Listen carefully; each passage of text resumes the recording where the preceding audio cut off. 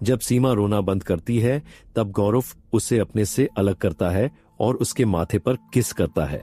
इतने में सीमा की मां डॉक्टर राजवीर से पूछने लगती है कि क्या वे सीमा के पापा से मिल सकती हैं। डॉक्टर राजवीर कहते हैं कि अभी वे बेहोश हैं और उन्हें होश में आने में 2-3 घंटे लगेंगे। यह सुनकर वे वहीं बैठकर इंतजार करने लगती हैं। इसी बीच गौरव सीमा से कहता है कि वह उसके साथ बाहर चले। जब सीमा बाहर आती है तो वह गौरव से पूछती है कि क्या हुआ। गौरव बस इतना कहता है कि चलो कहीं पर चलना है। सीमा गौरव के साथ लैम्बोर्गिनी में बैठ जाती है। गौरव गाड़ी चलाते हुए एक दूसरे कार शोरूम पर पहुंच जाता है। वहां पहुंचकर सीमा कुछ समझ नहीं पाती। गौरव कहता है चलो अंदर। दोनों अंदर पहुंचते हैं और गौरव फौरन ही 2 7 सीटर रेंज रोवर खरीद लेता है जिनकी कीमत 5 करोड़ थी। फिर वह सीमा को एक दस्तावेज पर साइन करने के लिए कहता है और सीमा बिना कुछ पूछे साइन कर देती है, क्योंकि यह बात गौरव ने कल ही आधिया से कही थी। सीमा पूछती है कि अगर कार लेनी ही थी तो अपने शोरूम में क्यों नहीं गए। गौरव कहता है वहां भी तो हमें कार खरीदनी ही पड़ती। वहां कारें सिर्फ बेचने के लिए रखी होती हैं, कंपनी की होती है, और ऊपर से वो हॉस्पिटल से दूर भी था।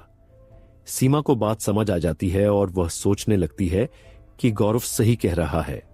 फिर गौरव कहता है कि उसने देखा था कि आज इमरजेंसी के समय उनके पास एक साथ जाने के लिए कोई कार नहीं थी, इसलिए उसने यह कारें ले ली ताकि उन्हें कहीं भी जाने में दिक्कत न हो। यह सुनकर सीमा दंग रह जाती है, क्योंकि उसने यह कभी नहीं सोचा था कि गौरव इतनी छोटी बातों पर भी ध्यान देता होगा। अब उसका नजरिया पूरी तरह बदल चुका था। गौरव सीमा को 1 करोड़ रुपए ऑनलाइन भेजता है और कहता है कि वह अपने और आध्या के परिवार के लिए एप्पल के iPhones, watches, laptop, tablet, Alexa सब खरीद ले। सीमा पूछती है कि वह साथ नहीं चलेगा। गौरव कहता है कि उसे काम से कहीं जाना है। वह रिसेप्शनिस्ट से कहता है कि दूसरी रेंज रोवर हिल्स वाले बंगलों पर भेज दे और पेपर्स पर आध्या के सिग्नेचर्स भी ले ले। अब गौरव लैम्बोर्गिनी लेकर यमुना क्लब की ओर जाने लगता है, क्योंकि कल जब वह डा रॉयल्स में खाना लेने वापस गया था तब वहां एक आदमी उसका इंतजार कर रहा था। जब उसने गौरव को आते देखा तो उसने उससे हाथ मिलाया और अपना परिचय दिया। साथ ही उसने अपना विजिटिंग कार्ड भी दिया जो गोल्ड से बना था। यह देखकर गौरव ने कहा कि उसके पास कोई विजिटिंग कार्ड नहीं है। उस आदमी ने कहा कोई बात नहीं, हम कॉन्टैक्ट नंबर तो एक्सचेंज कर सकते हैं। दोनों ने नंबर एक्सचेंज कर लिए। फिर उस आदमी ने गौरव को यमुना क्लब में इनवाइट किया, जहां उसके दोस्त आने वाले थे जो दिल्ली के नामचीन बिजनेसमैन थे। गौरव ने थोड़ा सोचा लेकिन हाँ कर दी। उस आदमी ने गौरव को शाम 6 बजे आने को कहा था, इसलिए गौरव अब वहीं जा रहा था। यमुना क्लब पहुंचकर जब गौरव अंदर जाने लगता है तो सिक्योरिटी गार्ड्स उसे रोक लेते हैं और इनविटेशन कार्ड मांगते हैं। गौरव कहता है कि उसके पास इनविटेशन कार्ड नहीं है। गार्ड्स कहते हैं कि बिना इनविटेशन के अंदर जाना अलाउड नहीं है। उसी समय पीछे से एक 24 साल की लड़की वहां आती है। उसे देखते ही गौरव के सिस्टम में डिंग की आवाज होती है और सिस्टम कहता है कंग्रेचुलेशंस होस्ट, आपके सामने एक ब्यूटीफुल फीमेल डिटेक्ट की गई है, क्या आप उसे अपनी लिस्ट में ऐड करना चाहते हैं। गौरव खुश होकर हाँ पर क्लिक कर देता है। फिर वह लड़की की इंफॉर्मेशन देखने लगता है। नाम रिया कश्यप, एज 24, चार्म 95, फिगर 38, 30 से 36, profession business woman, relationship status single. जब गौरव यह इंफॉर्मेशन देख रहा होता है तभी लड़की सिक्योरिटी गार्ड से पूछती है कि क्या हुआ। गार्ड्स कहते हैं ये इंसान बिना इनविटेशन के अंदर आया है। जब रिया यह सुनती है तो वह गौरव से पूछती है कि वह कौन है और उसे यहाँ किसने बुलाया है। तब गौरव अपनी जेब से वही गोल्डन कार्ड निकालता है। इसे देखते ही रिया समझ जाती है कि गौरव को उसी आदमी ने बुलाया है जिसने उसे इनवाइट किया था, क्योंकि वह कार्ड वह आदमी सिर्फ बहुत खास लोगों को देता था। रिया थोड़ा चौकन्ना हो जाती है, क्योंकि जिनके पास भी यह गोल्डन विजिटिंग कार्ड होता है वे देश के सबसे अमीर लोगों में से एक होते हैं। फिर रिया सोचने लगती है कि अगर गौरव ने यह कार्ड गार्ड्स को दिखा दिया होता तो वे उसे रोकने की कोशिश कभी नहीं करते, क्योंकि यह यमुना क्लब भी उसी इंसान का है जिन्हें सब मिस्टर सिंघानिया के नाम से जानते हैं। रिया भी यहाँ उनसे एक बिजनेस के सिलसिले में मिलने आई थी और यहीं उसकी मुलाकात गौरव से हो गई। रिया गौरव को अपने बारे में बताती है, फिर गौरव भी उसे अपने बारे में बताता है। उसके बाद रिया सिक्योरिटी गार्ड्स को अपना इनविटेशन कार्ड दिखाती है और गौरव से कहती है कि वह उसके साथ अंदर चले। गौरव रिया का शुक्रिया अदा करता है क्योंकि अगर वह नहीं होती तो शायद वह अंदर नहीं जा पाता। तब रिया कहती है कि ऐसी कोई बात नहीं है, अगर आपने सिक्योरिटी को अपना गोल्डन विजिटिंग कार्ड दिखा दिया होता तो वे आपको कभी नहीं रोकते। गौरव यह सुनकर पूछता है, ऐसा क्यों? तब रिया बताती है कि जिस आदमी ने गौरव को यह गोल्डन विजिटिंग कार्ड दिया था वही इस पूरे क्लब का मालिक है। यह सुनकर गौरव थोड़ा हैरान हो जाता है, लेकिन जैसे ही वे क्लब के अंदर पहुंचते हैं गौरव का आश्चर्य और बढ़ जाता है। उसे लगा था कि यामुना क्लब नाम सुनकर यहां डीजे म्यूजिक पार्टी का माहौल होगा, लेकिन यहां तो सभी लोग शांत माहौल में एक दूसरे से बातें कर रहे थे और महंगे कपड़े पहने हुए थे। गौरव वही ड्रेस पहनकर आया था जो कल आध्या ने उसे गिफ्ट की थी। इसी दौरान मिस्टर सिंघनिया गौरव को देख लेते हैं और उसके पास आते हुए कहते हैं, और सिंह साहब क्या चल रहा है? यहां आने में कोई परेशानी तो नहीं हुई? गौरव कहता है, नहीं, कोई दिक्कत नहीं हुई।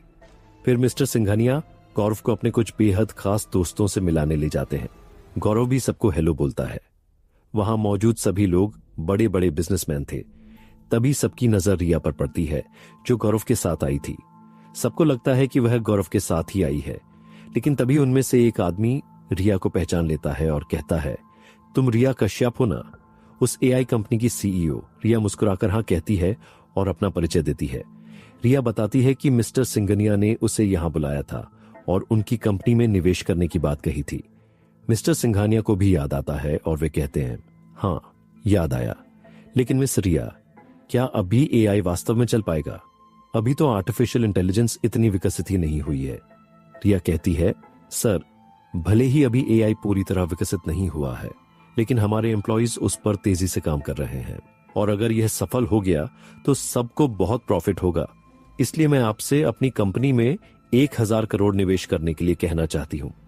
यह सुनकर वहां मौजूद सभी बिजनेसमैन कहते हैं, मिस रिया, इस चीज में अब बहुत समय लगने वाला है। इसमें इतना पैसा लगाना सही नहीं है, थोड़ा और सोचिए। गौरव ये सब सुन तो रहा होता है लेकिन बीच में कुछ कहता नहीं।